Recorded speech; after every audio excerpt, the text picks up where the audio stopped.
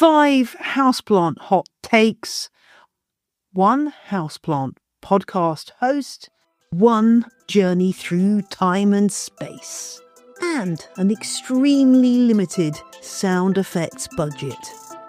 It's episode 312.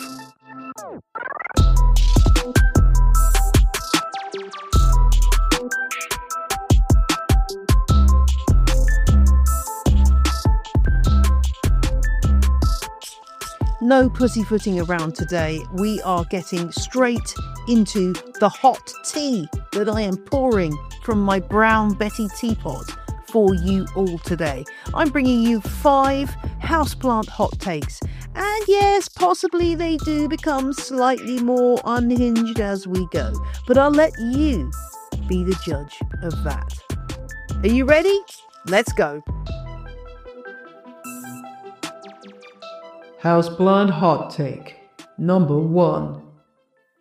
Some of the very best houseplant experts are invisible. Now, I don't mean literally invisible. I haven't gone quite that unhinged yet. I say yet for a reason. No, when I say invisible, what I mean is they are invisible to the vast majority of you listening to this podcast.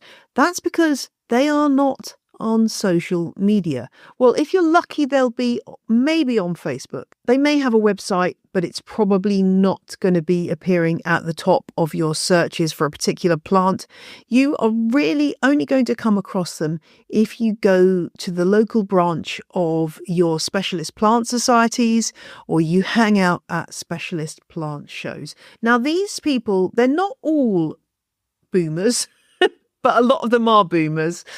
They've been growing plants since well before you were born and possibly before your parents were born. And some of them have a lot of privilege. Some of them have grown up in a time when buying a house was possible at a young age, and they're probably retired on a full salary pension.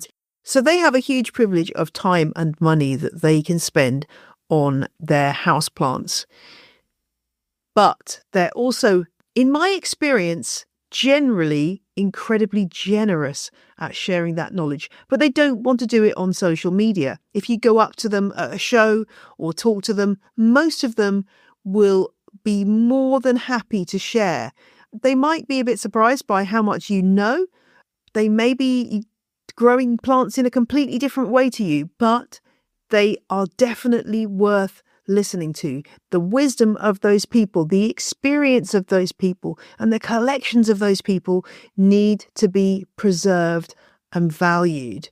And if you listen to my episode with Mint Plants, Hayley does a wonderful job at saving plant collections of cactus growers in the UK, because some of these collections die with the owner, and that is super sad. So those of us who are a little bit younger, who are wanting to grow and learn in this world of houseplants and cacti and all the other specialisms within the world of indoor gardening, we need to find these people, seek them out, listen to them, learn from them, and maybe sometimes we've got something that we can teach them too. So maybe we can help them get onto social media or start a podcast. Sometimes that's exactly what they want to do. But one of the things I try to do on the Ledge is find these people and get them onto the show so that you can hear from them. And hopefully I'll be doing more of that in the next few months. But yes, the people on social media are not it for the houseplant world. There is so much more out there. Houseplant hot take number 2. Prepare to be shooketh. Devil's ivy, Epipremnum aureum, is probably the most mysterious and fascinating plant in your collection. Yep, devil's ivy, pothos, money tree, whatever common name you wish to give to it, this plant is weird and fascinating. This epiphytic plant with its swirly green and yellow leaves is tough as old boots. It grows everywhere. It's become naturalized outside around the world, but it actually comes from a tiny Pacific island called Moorea. I mean, it's just 10 miles across. And yet, aroid expert Peter Boyce has tracked this plant down to this one single island. You might still read that it's from the Solomon Islands. This is not correct, but there's still a lot of mystery surrounding how it actually came about that we grew this yellow swirly form, because as far as I know, it has not been discovered in nature. The plant that's on the island of Moorea is a green species. So it's the same species. Obviously, this swirly yellow mutation has become ubiquitous in the houseplant world, but we don't really know where exactly it sprang from. The guess is that plant hunters in the 19th century found this form and grew it and spread it around the world. And possibly even more crazy than that is the fact that pretty much every plant in existence up until fairly recent decades was actually a genetic clone of the first plant that was found. Why is that? Well, this is what we call a shy flowering plant. It doesn't really flower. If you look for records of Epipremnum aureum flowering, you'll have to go back until the 60s, when in Legends of the Leaf I talk about a few examples of the plant actually being found to flower. And in 2016, some Chinese, American and Taiwanese researchers discovered that the plant was lacking in a hormone called gibberellic acid. And this is why it struggled to flower. And now we've got all these amazing different forms of devil's ivy, pothos, because breeders have been able to apply gibberellic acid to these plants and create mutations such as things like marble queen. There are hundreds of them out there now, which are commonly grown around the world. And it's only because with that discovery that we're able to produce all these many, many, many cultivars. And we must also address the fact that the common name pothos is just darn confusing because it's not a pothos. This name, it was given in the 1880s, but it's not a pothos. That's a separate genus. There are pothos plants, but this is not one of them. It's also been in the aroid genus Scindapsus as well as Rhaphidophora, but it's ended up finally in the genus Epipremnum, but not a pothos. Let's try to stop calling it that because it's downright inaccurate, if I'm being frank with you. So this plant from a very tiny island has gone around the world as an all-conquering houseplant. It is everywhere. I love the fact that you can go into any chip shop or barber's shop and look around and you'll probably find a devil's ivy lurking there. Maybe it won't look great, but it will be alive and it will be in those places where they're not experiencing great care. And that's why they've been such a success. So yay for the devil's ivy. Treat this plant with a lot of respect. It's still mysterious. If you ever find one with flowers on it, then immediately take photos and report to your local botanic garden because it is, you're experiencing a real phenomenon, if I can put it that way. There is one theory that they might be gregarious flowering plants. So at some point in the next few years or decades, we may suddenly find all of our Epipremnum aureum start flowering together, just like bamboo do. And one other thing I wanted to note is when you're looking at devil's ivy, the vast amount of times you're seeing it in its juvenile form. So if you go to the Royal Horticultural Society's flagship garden, Wisley in Surrey in England, they've got a huge one that has got its mature leaves.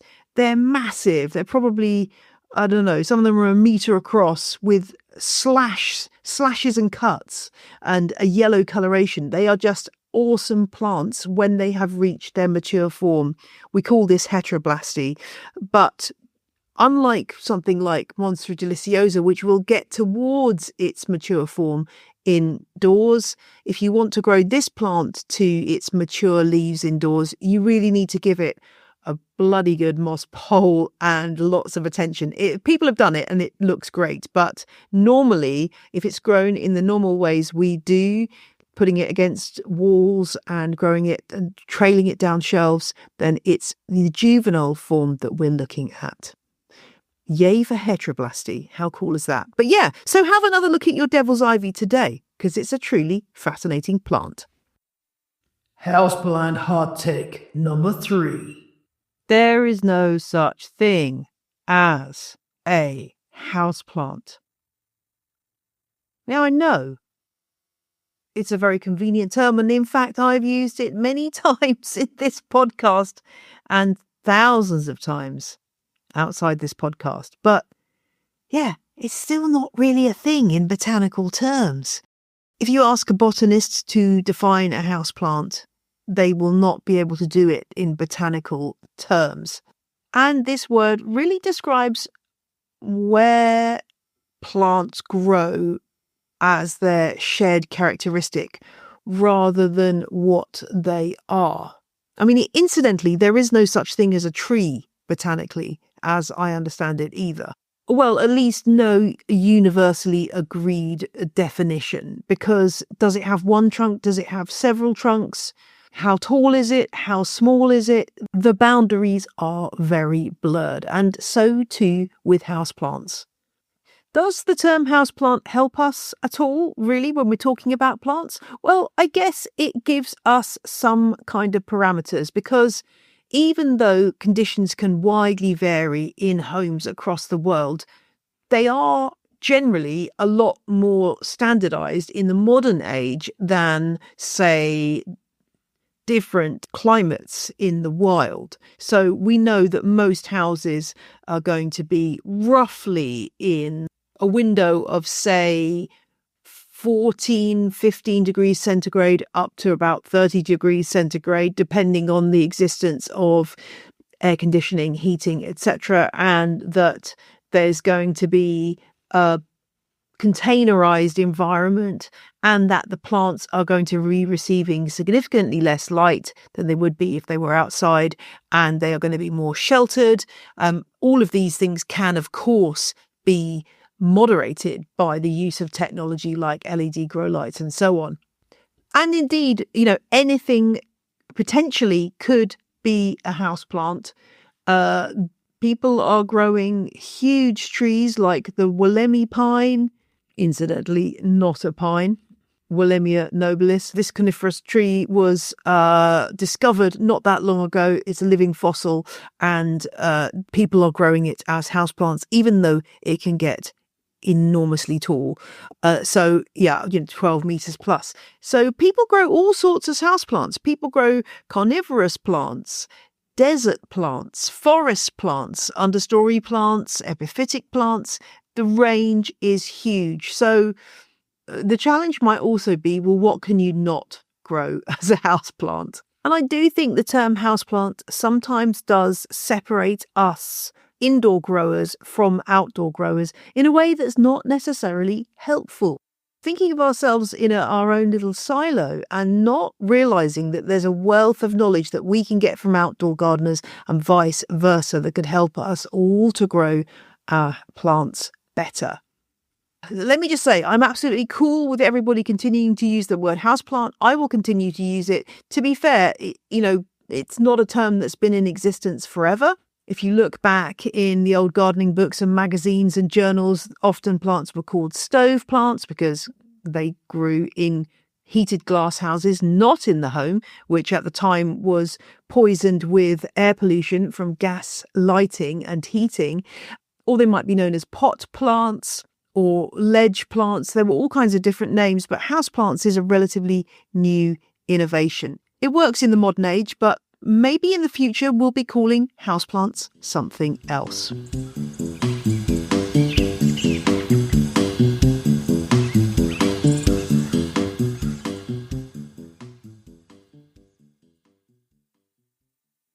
Let's take a short break from the hot takes for some housekeeping. You join me after I've just finished ugly crying over the death of Ted, the Patterdale Terrier, who was a feature on the show Gone Fishing with Paul Whitehouse and Bob Mortimer.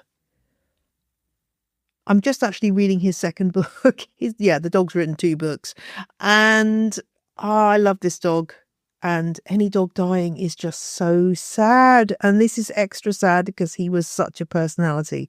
So if you don't know about the show Gone Fishing with Bob and Paul and Ted as was, go and check it out on BBC iPlayer if you're in the UK, or BritBox if you're not. I guess it's probably on there.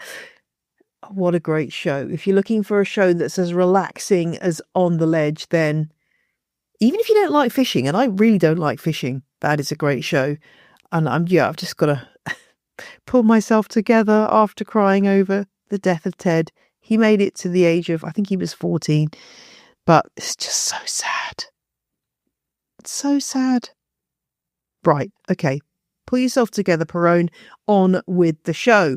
Thank you to my new Patreon subscribers this week, who are Simon, Eve, Pamela, Cherish, Artledomi, Alison, Kate, Mark, Craig and Jock. They all became free members. Ernestina upgraded from free to legend, and Sarah became a legend. Thank you to all of you. There's some great names in there. Anyone who knows the Mr. Gum books will recognise the name Pamela. Pamela. Again, if you've not, another cultural recommendation, even if you don't have children, you need to read the Mr. Gum books by Andy, what's his last name? By Andy Stanton.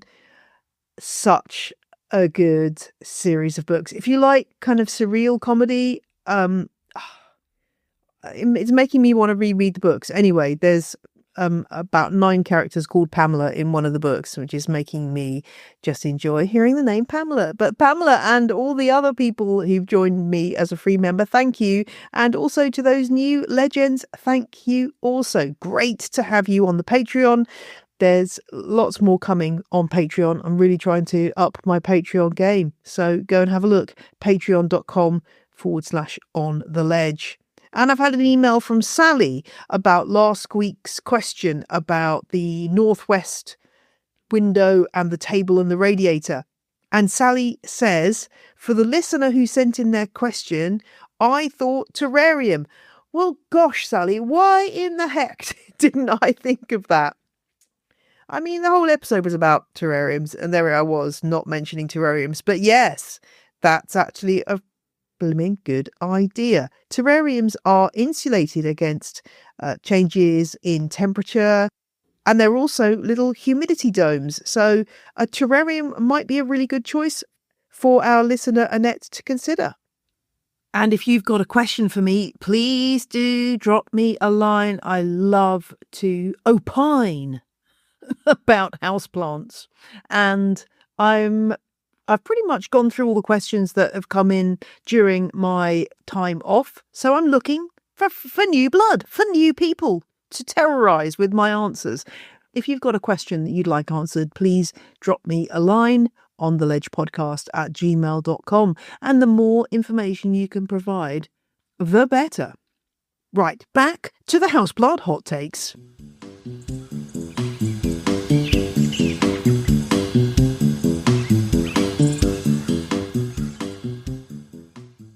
Houseplant hot take number 4. Being good at indoor gardening is not an inherited genetic predisposition. Most of the people who appear to be naturally green-fingered have a combination of 2 things if they're indoor gardeners. The first thing they have is the right kind of house, which mainly means light. So if they live in a house with really big windows and doors, spaces to put plants where they can thrive because of the amount of light, they're probably going to think that they're green-fingered. Move that person to a cottage with tiny porthole-style windows, and it would be a different story unless they got themselves a heck ton of grow lights.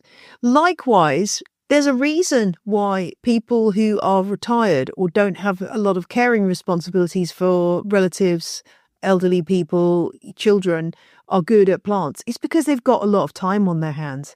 I get really annoyed when people say, oh, everybody's got the same 24 hours in the day. Yeah, I mean, that's accurate in a literal sense, but doesn't reflect the fact that some people have got huge burdens of caring for other people that they have to take care of before they can start anything else in their life. They've got to earn a living. They've got to keep their house tidy. And that reduces the amount of time one has to look after plants.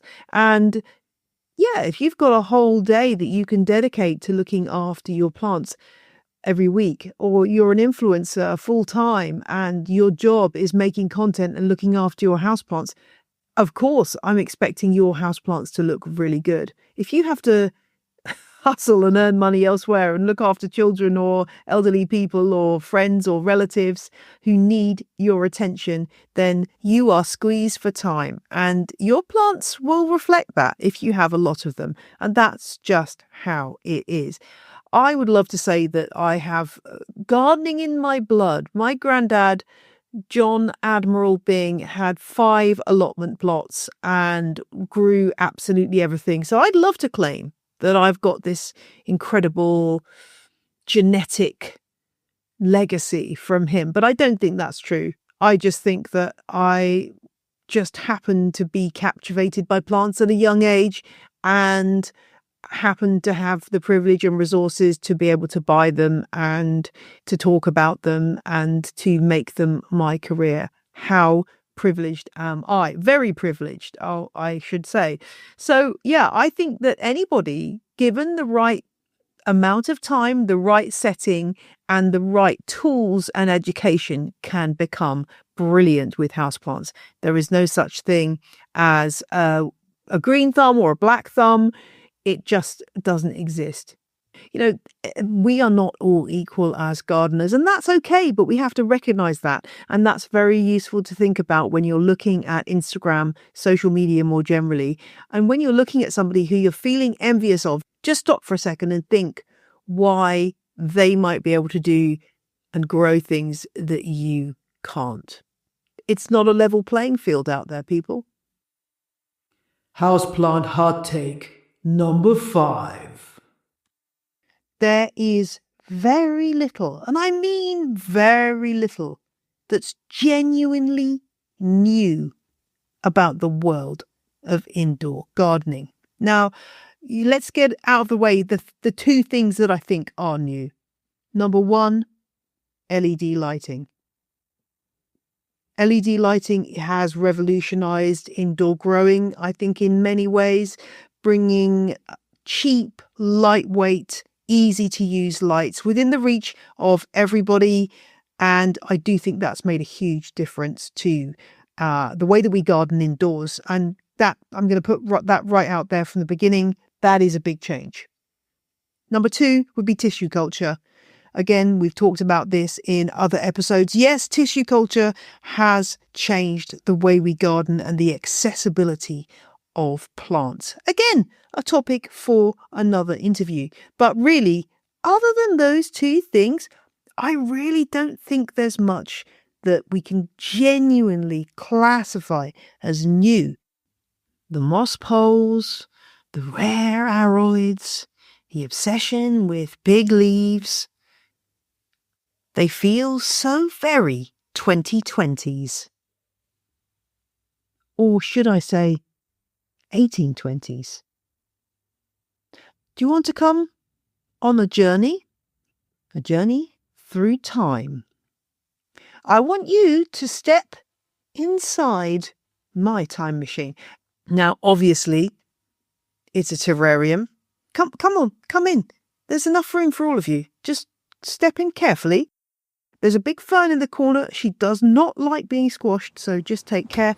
Oh, and make sure there aren't any stray vines escaping from the seal, right? Because that could cause all kinds of havoc. That's it. You at the back. Is it German? Yeah, German. Can you shut the door, please? And yeah, Bobby, give him a hand. It's sometimes a little bit tricky. Yeah, thanks. Let me get the destination locked in. We're going to East London, to Hackney specifically, a street called Mare Street, in the year 1825. Well, about around there. Well, that's what we're aiming for. Right, everyone ready? Let's go.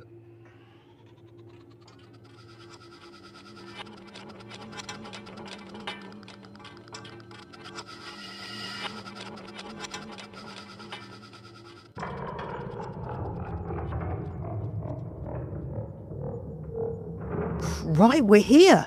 Is everyone okay?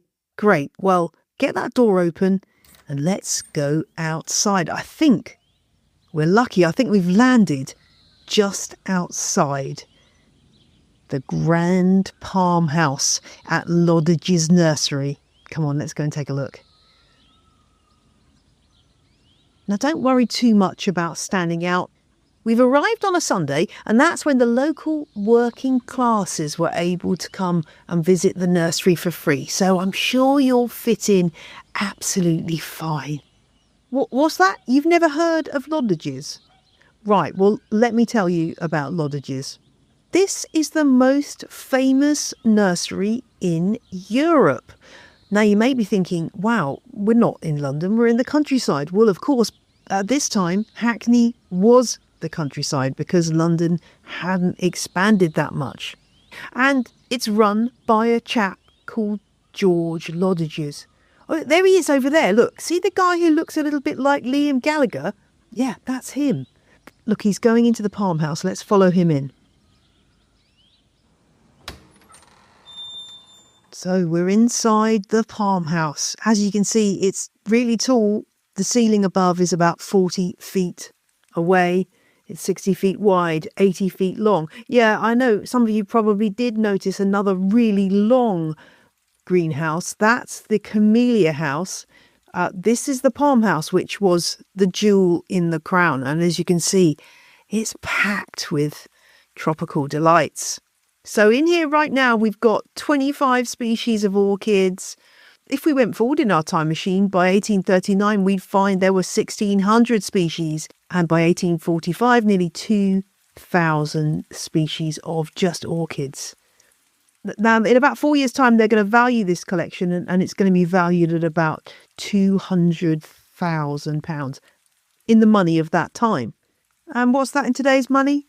About a cool £16 million. Yeah. Now let's have a look around, see what you can see other than the orchids. We've got bananas, hundreds of palm species. We've got, what is that? No, that's not right. Is that Zamioculcas zamiifolia? The ZZ plant? Yes, it is. Now this plant, you probably were told this plant only came into cultivation in maybe the 1990s, the 2000s. Wrong. So this plant, by 1828, this plant will be described in the Botanical Cabinet, which is our friend George's, well, it's the modern day merch, really. If you read my book, Legends of the Leaf, you'll have heard of this. I described it as a combination of today's Sarah Raven nursery catalogue and a Plantfluencer Instagram feed. And yeah, Zamioculcas zamiifolia was in there. They knew it at the time as Caladium zamiifolium. But yeah, that's it. That's the plant that we love to grow, that toughie. Anyone else notice something else? Have you noticed the way that some of the plants are being grown up mossy trunks? Looks remarkably similar to our modern moss poles, eh? Oh, hang on, sorry, it's a bit wet now. They've turned on the misting system. So our friend George, he actually invented a steam-powered heating system for this and all the other stove houses at the nursery. In fact, a couple of years ago, the RHS gave him a medal for that. So yeah, it's pretty impressive. And there's a rainfall system, that's why we're getting wet right now. Pipes releasing water to emulate the rainforest. Right, we don't have long. You've got about 10 minutes to look around before somebody's going to realise that we're not really meant to be here. So spread out, have a look around. I'll meet you back at the Terrarium Time Machine in 10. Don't bring any plant samples back with you. It's going to mess with the timeline, okay? Have fun.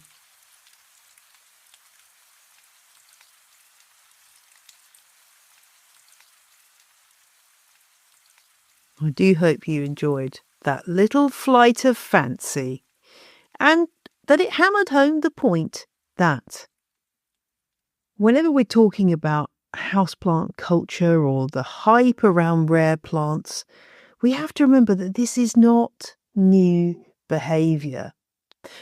The love of houseplants, of tropical plants, goes way back 200 years and further. And many of the plants that we see and think of as being terribly new and innovative were being obsessed about back then too. There was merch. If you were rich enough, you could lay your hands on a copy of Lodage's Botanical Cabinet and enjoy looking at all those plants. And if you were rich enough, you could probably afford to build your own stove house and grow some of those epiphytic orchids and aroids on what we would call moss poles. Yeah. So I just wanted you to really reflect on the fact that we've got such an amazing history behind us. And we have to also reflect on the fact that in order to create this huge wealth, we had to take it from other people and destroy other environments. And it's still happening today. So much as I would love to jump in my time machine and go back to Lodage's, we have to remember that people paid the price for this in the places where these plants came from. One of the things that tissue culture, one of the big innovations we have seen in the last few years, has done is to democratize plant keeping. That's also come about through the arrival of central heating in temperate parts of the world, which means that we don't have to have a stove house anymore. In our modest homes, we can grow plants that would amaze our ancestors back in the 1820s. So maybe if we allowed George Lodages to hop into the Terrarium Time Machine with us and come forward 2026 and have a look at some of our plant setups, I think he would be amazed too. Well, those are my houseplant hot takes, and now I want to hear yours. I'd love to know what you think. Please share. It's the most delightful thing when an email or a message pings into my messages from one of you. I just can't get over how exciting it is to chat to you. So please do get in touch, and I'll share some of your houseplant hot takes in an upcoming episode. So voice note me, email me, direct message me on Instagram.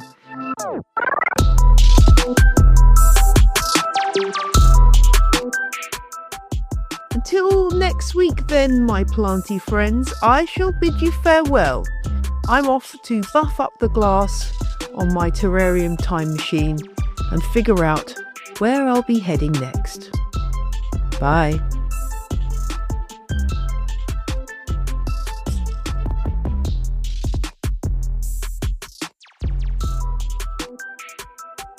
The music you heard in this episode was Whistle by Benjamin Banger and The Road We Used to Travel When We Were Kids by Kumiku.